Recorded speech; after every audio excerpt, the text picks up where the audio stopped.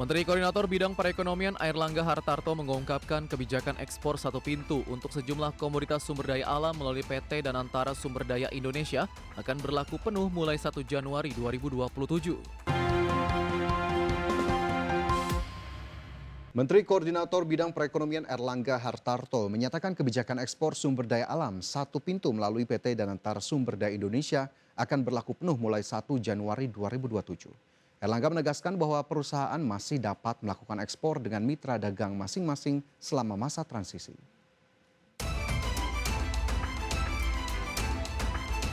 Menteri Koordinator Bidang Perekonomian Airlangga Hartarto mengungkapkan kebijakan ekspor satu pintu untuk sejumlah komoditas sumber daya alam melalui PT Danantara Sumber Daya Indonesia akan berlaku penuh mulai 1 Januari 2027. Pemerintah akan lebih dahulu menjalankan tahap awal kebijakan tersebut mulai 1 Juni 2026, di mana tahap awal berlaku untuk 3 komoditas utama, yakni minyak sawit mentah atau CPO, batu bara, dan ferronikel. Airlangga menegaskan bahwa perusahaan masih dapat melakukan ekspor dengan mitra dagang masing-masing selama masa transisi. Dengan mekanisme QQ, maka seluruh pelaporan ekspor itu akan masuk ke PT DSI.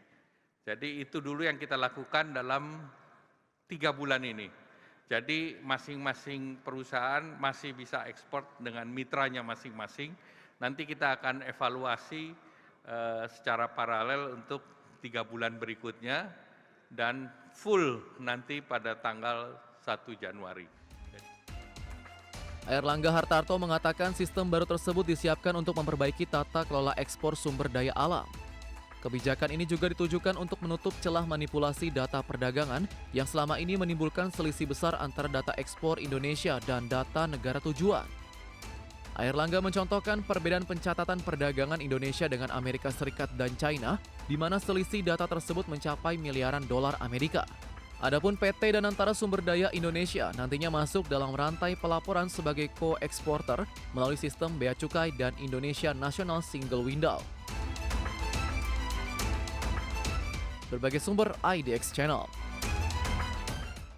Kementerian Perindustrian mencatat indeks kepercayaan industri pada Mei 2026 mencapai 53,56. Angka tersebut naik dibandingkan April 2026 yang berada di level 51,75. Juru bicara Kementerian Perindustrian Febri Henry Antoni Arif mengatakan kenaikan indeks kepercayaan industri menjadi sinyal positif bagi optimisme pelaku industri manufaktur nasional. Optimisme tersebut muncul di tengah tekanan nilai tukar dan dinamika global. Febri mengungkapkan peningkatan optimisme industri juga terlihat dari seluruh variabel pembentuk indeks kepercayaan industri yang berada dalam fase ekspansi. Variabel produksi mencatat kenaikan tertinggi sebesar 3,86 poin menjadi 55,20. Level tersebut menjadi yang tertinggi sejak Januari 2025. Sementara itu variabel pesanan meningkat menjadi 53,47 dan variabel persediaan mencapai 51,33. Nilai IKI pada bulan Mei 2026 ini nilainya mencapai 53,56.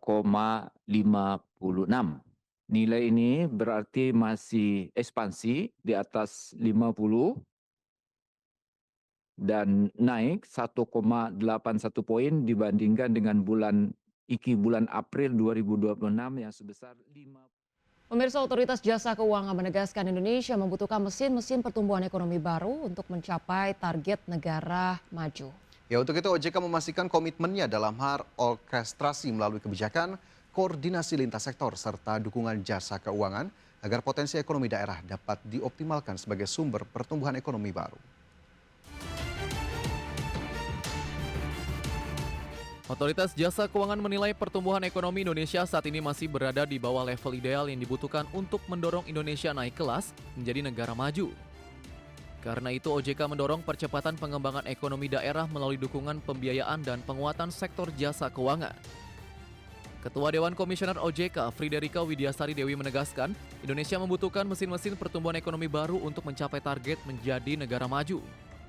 Menurutnya, mesin pertumbuhan baru tersebut harus ditopang oleh basis pembiayaan yang semakin dalam dan beragam dengan tetap menjaga kepercayaan masyarakat terhadap sektor keuangan. OJK pun menekankan pentingnya peran daerah dalam mengoptimalkan potensi ekonomi masing-masing. Program pengembangan ekonomi daerah ini kita harapkan menghasilkan output ekonomi berupa peningkatan investasi, kemudian produktivitas, serapan kerja, ekspor, dan kesejahteraan yang tadi sudah saya sebutkan beberapa. Nanti di sesi 2 silahkan Bapak Ibu mengelaborasi dari pembicara para pimpinan kepala daerah, yang tentu saja tujuan utama kita adalah bagaimana meningkatkan kesejahteraan masyarakat. Ketua Dewan Komisioner OJK menyebut setiap daerah memiliki sektor unggulan yang dapat menjadi motor pertumbuhan ekonomi apabila didukung pembiayaan yang memadai dan koordinasi lintas sektor yang kuat. Dalam hal ini, OJK berperan melakukan orkestrasi melalui kebijakan, koordinasi lintas kementerian dan lembaga, serta dukungan sektor jasa keuangan agar potensi ekonomi daerah dapat dioptimalkan sebagai sumber pertumbuhan ekonomi baru. Berbagai sumber IDX Channel. Pemerintah Iran mengungkapkan Teheran telah memperoleh draft awal tidak resmi untuk sebuah nota kesepahaman dengan Amerika Serikat. Ya, hal ini terkait dengan upaya mengakhiri konflik yang masih berlangsung antara kedua negara.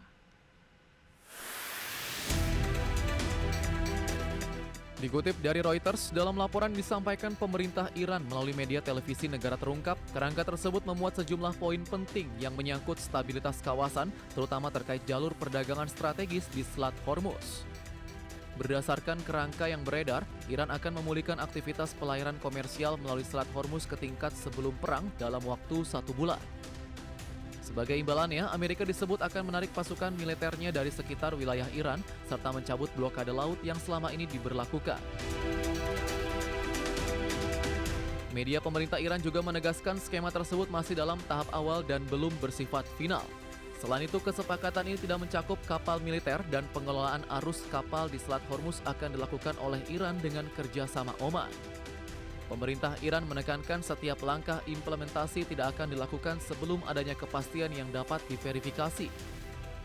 Selain itu, apabila kesepakatan final berhasil dicapai dalam waktu 60 hari, maka dokumen tersebut berpotensi diajukan dan disahkan sebagai resolusi mengikat di Dewan Keamanan Perserikatan Bangsa-Bangsa atau PBB.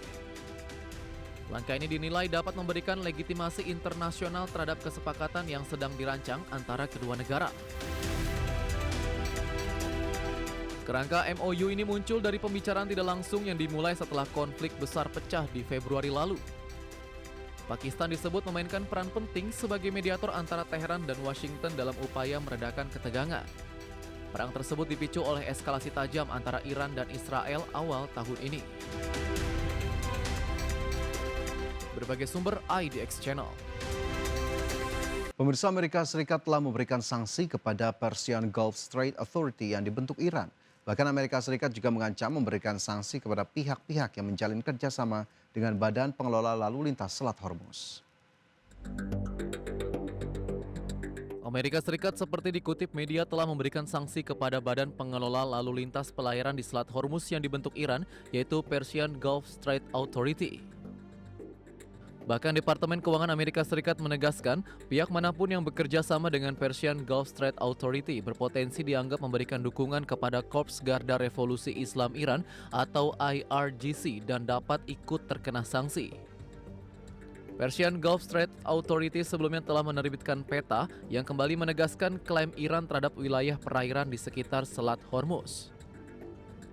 Langkah ini memicu reaksi keras pemerintahan Presiden Donald Trump terkait jalur strategis yang terus menjadi perhatian pelaku ekonomi dunia. Sebab berpotensi mengganggu distribusi energi dan mendorong kenaikan harga minyak internasional. Sementara itu, sanksi keras yang diberikan negeri Paman Sam terhadap Persian Gulf Strait Authority dinilai akan semakin meningkatkan ketegangan baru di kawasan Timur Tengah, terutama di Selat Hormuz. Apalagi di tengah kebijakan pemerintah negeri Paramullah untuk mempertegas kedaulatan Iran dan mewajibkan kapal komersial untuk berkoordinasi serta meminta izin sebelum melintasi perairan strategis tersebut. Berbagai sumber IDX Channel.